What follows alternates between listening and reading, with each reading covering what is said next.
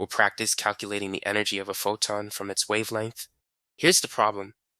A photon of ultraviolet light has a wavelength of 250 nanometers.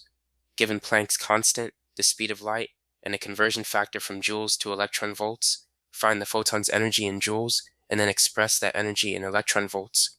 First, we use the photon energy formula.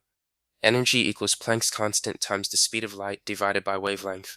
Plugging in the values, Planck's constant 6.63 times 10 to the minus 34, speed of light 3.0 times 10 to the 8, and wavelength 250 nanometers, which is 250 times 10 to the minus 9 meters.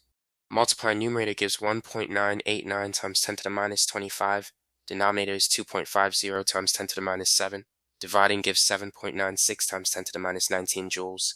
Now convert to electron volts by dividing the energy in joules by the conversion factor 1.6 times 10 to the minus 19.